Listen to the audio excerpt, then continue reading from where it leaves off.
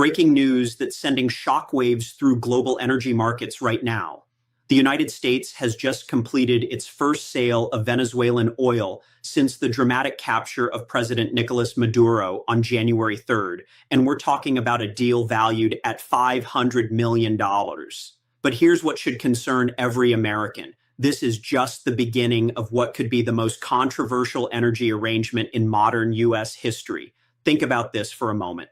Less than 2 weeks after U.S. Special Forces pulled off one of the most audacious military operations in recent memory, Washington is now brokering oil deals worth hundreds of millions of dollars with a country that was considered a hostile nation just weeks ago. In the next 17 minutes, I'm going to break down exactly what's happening here, who's profiting from these deals, and what this means for American energy independence, global oil markets, and the future of Venezuela itself.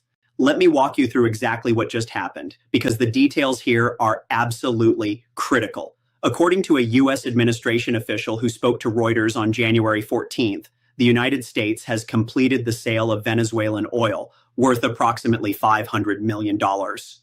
This represents the first transaction in what the Department of Energy is calling a $2 billion deal reached earlier this month between Washington and Caracas, and it gets worse when you understand the timeline. Here's the background you need to know.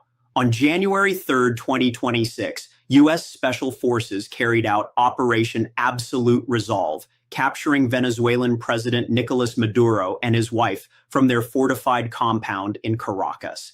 The operation came after Trump imposed a partial oil blockade on Venezuela starting in December, effectively cutting off the country's primary revenue source. According to multiple sources familiar with the situation, Venezuela's state oil company was literally days away from shutting down the country's main crude-producing areas when Maduro was captured. We're talking about permanent damage to oil fields that hold the world's largest proven reserves. Now, less than 2 weeks later, the Department of Energy is orchestrating the sale of approximately 50 million barrels of Venezuelan oil that's been sitting in storage since the blockade began. The revenue from these sales is being held in U.S.-controlled bank accounts, with the main account located in Qatar. Why Qatar? Industry sources say it represents a neutral venue where funds can move with U.S. approval without risk of seizure. But here's where this story takes a troubling turn. The Trump administration selected two massive global commodity trading firms to execute these sales, Trafigura and Vitol.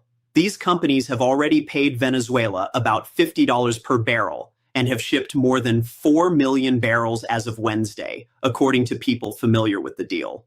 Much of this oil has gone to Caribbean storage facilities in Curacao, St. Lucia, and the Bahamas, though it's ultimately expected to end up in U.S. refineries. The human element here cannot be ignored. Venezuela was on the brink of complete economic collapse. The believer's value had crashed on the black market, bringing the country close to another round of hyperinflation. We're talking about a humanitarian crisis that was being measured in days, not weeks. Now let's break down the mechanics of how this deal actually works, because when you understand the details, you start to see just how unprecedented this situation really is. First, the scale of what we're dealing with. Venezuela currently produces about 1.2 million barrels of oil per day, according to December 2025 data. That's down from over 3 million barrels per day in the early 2000s. The country has proven oil reserves estimated at 300 billion barrels, the largest in the world. But here's the problem. Years of mismanagement, sanctions, and underinvestment have absolutely devastated the infrastructure needed to extract and export that oil. When Trump imposed the blockade in December, Venezuela's limited storage capacity filled up fast. The country has approximately 48 million barrels of total storage capacity on land, though not all of it is functional. According to Kairos, a data analytics firm tracking this situation, Venezuela was running out of places to put the oil it was producing. Think about that for a moment. You've got the world's largest oil reserves, but your storage tanks are full and you can't sell anything. That's when production has to stop, and stopping oil production doesn't work like turning off a faucet. Here's the technical reality that most people don't understand. When you shut down oil fields, especially the type of heavy crude Venezuela produces, you risk permanent damage to the reservoir. The geology changes, the pressure dynamics shift. Restarting production becomes exponentially more expensive and time-consuming. Venezuelan officials were staring down a nightmare scenario where their entire oil industry could suffer irreparable harm within days. Enter the U.S. Department of Energy. According to the New York Times, the DOE approached Trafigura and Vitol shortly after Maduro's capture and asked them to execute the sale of trapped Venezuelan oil. Why these two companies specifically? Both firms have the unique capacity to buy and ship large volumes quickly. We're talking about organizations with the global infrastructure, buyer relationships, and financial resources to move millions of barrels in a matter of days. The pricing structure reveals something interesting about market dynamics right now. These trading companies are paying Venezuela approximately $50 per barrel, which industry analysts say is a market price significantly above the roughly $30 that Venezuela was getting paid for oil it previously exported to China while circumventing American sanctions. So Venezuela is actually getting a better deal under U.S. management than it was getting on the black market. But here's the kicker. The revenue isn't going directly to Venezuela's government. It's being held in escrow accounts controlled by the U.S. government under an executive order issued on January 9th, titled Safeguarding Venezuelan Oil Revenue for Rebuilding. The main account is in Qatar, and according to sources familiar with the arrangement, funds can only move with U.S. approval. Now, compare this to historical precedent. The closest parallel we have is the Oil for Food program that the United Nations ran for Iraq between 1995 and 2003. That program allowed Iraq to sell oil on the world market in exchange for food, medicine, and other humanitarian needs. But even that program faced massive criticism for corruption and mismanagement. The key difference here, in Iraq, the UN was managing the program through established international frameworks. In Venezuela, the United States is unilaterally controlling another sovereign nation's oil revenue without clear international legal authority. Legal experts are already raising red flags. Francisco Rodriguez, a prominent Venezuelan economist, wrote on social media that all of these transactions appear to be carried out in a legal vacuum that shields the companies from any type of oversight and accountability.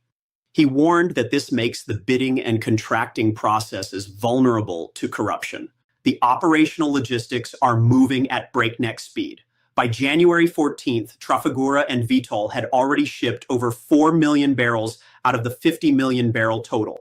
Additional sales are expected in the coming days and weeks. U.S. officials are now working with Venezuelan interim authorities to figure out how to inject some of this revenue back into the Venezuelan economy to prevent total collapse. The leading proposal involves reestablishing a financial arrangement similar to what Chevron, Venezuela's largest private oil producer, used under the Biden administration until March 2025. Under that system, Chevron funneled revenues it owed the Venezuelan government to the country's private banks, which then sold dollars for bolivars to local companies. Those companies used the hard currency to import goods and make investments. Trump scrapped that system when he returned to office, claiming without evidence that it benefited Maduro. Now, with Maduro in custody and facing trial in New York on drug trafficking charges, the policy is reversing again. So who's actually affected by all of this? Let's break it down by category because the ripple effects are hitting everyone from American workers to international trading partners. For American workers and families, the immediate impact centers on energy prices and geopolitical stability. Venezuela was producing about 960,000 barrels per day before the blockade. Industry projections suggest that number could climb to 1.5 million barrels per day by mid-2026 if these sales continue.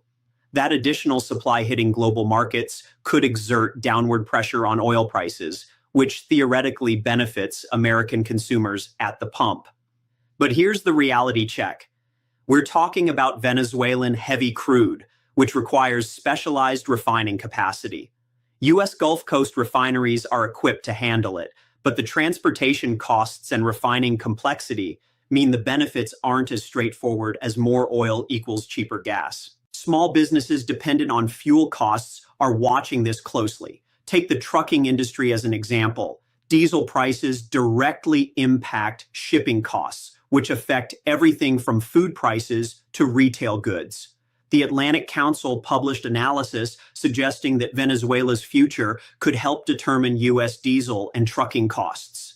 If Venezuelan crude helps stabilize diesel supplies, trucking companies might see relief. But if this deal creates supply chain disruptions, or if the legal uncertainties cause refiners to hesitate, small trucking operations could face continued volatility. For large corporations, particularly in the energy sector, this represents both opportunity and risk. Chevron is expected to receive a more permissive license from the U.S. Treasury Department in the coming days, allowing it to ramp up operations in Venezuela. A Chevron spokesperson declined to comment, but industry sources indicate the new deal would broadly echo terms set by the Biden administration. That means Chevron could restart projects that were put on hold. But American oil majors like ExxonMobil and ConocoPhillips, who were pushed out of Venezuela years ago, are conspicuously absent from these initial deals. The trading houses beat them to the punch. Think about what that means. Vitol and Trafigura, both Swiss-based commodity traders, are now the primary commercial intermediaries for Venezuelan oil sales. They're already in talks with Chinese and Indian refiners to sell cargoes for March delivery. These aren't American companies controlling this massive energy resource. They're international trading giants operating under temporary U.S. licenses. International partners are responding with a mixture of pragmatism and concern. China, which had been Venezuela's primary oil customer through sanctions-evading arrangements, suddenly finds its position upended. Venezuela was exporting roughly 20.8 million barrels to China in December, down from 27.5 million in November. Now that crude is being redirected to U.S.-approved channels. Chinese refiners are negotiating with Vitol and Trafigura, but they're doing it under American terms. The broader geopolitical implications are staggering. President Trump stated publicly that he supports Venezuela remaining in OPEC, the Organization of Petroleum Exporting Countries. Venezuela produced 934,000 barrels per day in November, according to OPEC data. If production increases to 1.5 million barrels per day as projected, that's significant additional supply in global markets. OPEC has been managing production cuts to support oil prices. What happens when a member country suddenly ramps up production under external control? Expert warnings are piling up. Energy economists at Columbia University's Center on Global Energy Policy point out that increasing Venezuela's oil output will take several years and billions of dollars in investment. The infrastructure has deteriorated badly. Francisco Monaldi, director of the Latin American Energy Program at Rice University, told reporters that the reality is that Venezuela's oil industry is in terrible shape. Even with sanctions relief, recovery will be slow and expensive. Meanwhile, legal scholars are raising fundamental questions about sovereignty and international law. The Chatham House think tank published analysis arguing that the U.S. capture of Maduro and subsequent control of Venezuelan oil have no justification in international law and may represent a watershed moment in post-Cold War international relations. Let me share what the experts are actually saying, because their warnings should be setting off alarm bells across Washington. Treasury Secretary Scott Bessent told Reuters on January 10th that additional U.S. sanctions on Venezuela could be lifted as soon as this week to facilitate oil sales. He stated that Treasury is desanctioning the oil to allow commercial flows. That's a remarkable reversal from the maximum pressure campaign that was in place just weeks ago. The legal implications here are genuinely unprecedented. Morgan Lewis, a major law firm advising companies on Venezuela sanctions, published guidance noting that all Venezuela sanctions remain in place, including those prohibiting transactions and activities involving the Venezuelan government and state oil company PDVSA. Yet somehow, the US government is simultaneously managing the sale of oil from that very same state company. The legal framework appears to be developing in real time through executive orders rather than established statutory authority. Political reactions have been sharply divided. Senator Marco Rubio stated that controlling Venezuelan oil revenues prevents them from being stolen by narco-terrorists and used to destabilize the region. But international law professor Ann Peters told the BBC that the operation and subsequent economic control crosses a red line in terms of respecting national sovereignty, regardless of Maduro's alleged crimes. Now, let's talk about the short-term effects over the next 30 to 90 days. According to people familiar with the deal, the Venezuelan government expects to recover lost production from the blockade period in about a month. That means by mid-February, we could see Venezuelan oil exports return to pre-blockade levels. The immediate beneficiaries are the trading companies processing these deals. Trafigura and Vitol are earning fees on every barrel they move. Caribbean storage facilities are collecting storage fees. U.S. Gulf Coast refineries will process the crude. For Venezuela's economy, economists are projecting a surprising turnaround. Asdrubal Oliveros, a veteran Venezuelan economist, estimates the country's economy could grow 10 to 12% in 2026. Now, that sounds impressive until you realize it's coming off an incredibly low base after years of economic catastrophe. It's like saying someone gained 10 pounds after nearly starving. Technically true, but context matters enormously. The medium-term scenario over the next 6 to 12 months depends entirely on infrastructure investment. Venezuela needs billions of dollars to repair and upgrade oil production facilities. Trump has said American companies will make unprecedented investments to restore Venezuela's oil infrastructure. But so far, those commitments are mostly talk. The Council on Foreign Relations estimates it will take at least 3 to 5 years to significantly increase Venezuelan production capacity, and that's assuming political stability, which is far from guaranteed. What about the proceeds in that Qatar bank account? That's where things get really interesting. U.S. and Venezuelan officials are negotiating how to release funds for imports and essential services without violating sanctions that technically still exist on paper. So let's recap the 3 most critical points you need to understand. 1, the U.S. has completed its first $500 million sale of Venezuelan oil, with another $1.5 billion in deals expected soon, marking an extraordinary shift in policy just days after capturing Maduro. 2, the revenue is being held in U.S.-controlled accounts in Qatar, with Washington dictating how and when those funds can enter Venezuela's economy, raising serious questions about sovereignty and legal authority. 3, international trading giants Trafigura and Vitol are managing these sales, not American companies, and they're already negotiating deals with Chinese and Indian refiners. Here's your takeaway. We're witnessing the United States exercise unprecedented economic control over another nation's primary resource, and the long-term implications for international law, energy markets, and Venezuelan sovereignty remain deeply uncertain.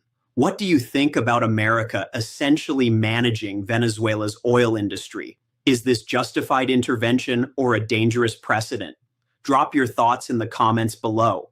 If you want to stay informed on stories the mainstream media won't fully cover, make sure you're subscribed and hit the bell icon. The question isn't whether this deal makes short-term economic sense. It's whether we're comfortable with the precedent being set when one nation unilaterally controls another's natural resources. Thank you for watching, and I'll see you in the next one.